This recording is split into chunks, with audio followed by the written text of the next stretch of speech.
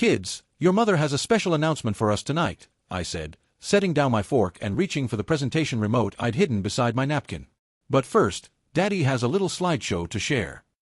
My wife Helen's face went white as I clicked the projector to life, illuminating our dining room wall with the first slide, "The Truth About Mommy's New Friends." Our twins, Emma and Michael, both 13, looked up from their spaghetti with the mild curiosity children show when parents attempt family presentations. Helen's lover, Derek, shifted uncomfortably in his chair, probably wondering why I'd agreed to this dinner so readily. They were about to find out. My name is Thomas Hartwell, and at 45, I've learned that the most devastating revenge isn't screaming or fighting. It's simply presenting the facts with the clinical precision of a prosecutor addressing a jury. Helen had requested this dinner 3 days earlier, saying she had something important to discuss with our family. She'd asked if Derek could join us, claiming he was a close friend who should be part of our family conversation. I'd agreed immediately, which should have made her suspicious. Instead, she seemed relieved that I was being so mature about the situation. What Helen didn't know was that I'd spent the last 4 months building the most comprehensive case file of her infidelities that any private investigator had ever assembled. Photos, videos, financial records, hotel receipts, text messages, call logs, everything meticulously organized into a presentation that would destroy not just her, but every relationship she thought she could rely on. "Slide 1, I announced cheerfully, as if I was sharing vacation photos. "Mommy at the Marriott Hotel with Uncle Derek, March 15th. The photograph was crystal clear, Helen and Derek entering a hotel room, his hand on her lower back, her laughing at something he'd whispered in her ear. Emma's fork stopped halfway to her mouth. Michael looked confused. Derek started to stand up. "Thomas, I think we should." "Sit down, Derek," I said calmly, not taking my eyes off the screen. "You wanted to be part of this family discussion. Let's discuss." Click. Next slide. Slide 2, Mommy at the same hotel with Uncle Jake, March 22nd. This time, Helen was with a different man, younger, darker hair, same intimate body language. "Thomas, stop this right now," Helen hissed, but her voice was shaking. Slide 3, Mommy with Uncle Marcus, April 3rd. Slide 4, Uncle Brian, April 10th. The images kept coming, each one showing Helen with a different man, each one more damning than the last. Hotel entrances, restaurant embraces, parking garage encounters, months of documented betrayal playing out on our dining room wall. Emma was crying now. Michael was staring at his mother with a look of dawning understanding that broke my heart and satisfied my need for justice simultaneously. "Now, let's talk about Derek specifically," I continued, clicking to the next section. "Since he's joining our family announcement tonight." The slide that appeared was a police mugshot, Derek's face, younger but unmistakable, with a booking number and charges listed below.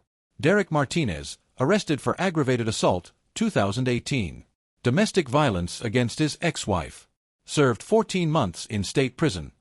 Derek was already moving toward the door, but I kept talking. Derek Martinez, arrested for theft by deception, 2020. Scammed elderly women out of their retirement savings by posing as a financial advisor. Currently on probation.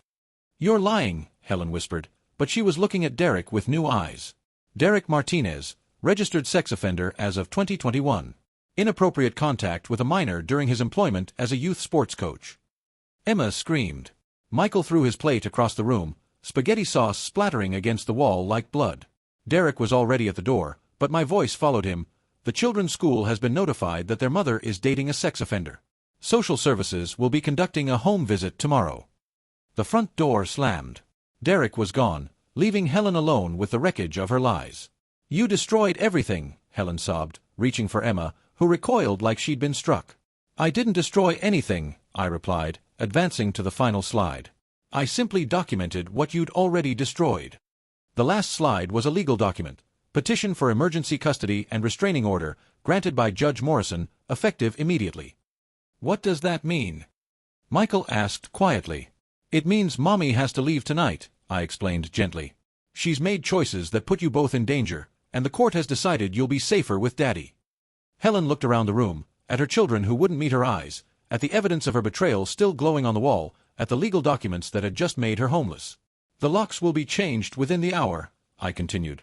"Your belongings are packed and waiting on the front porch. Your parental rights hearing is scheduled for next month, but given tonight's evidence and Derek's criminal background, I suspect the outcome is foregone."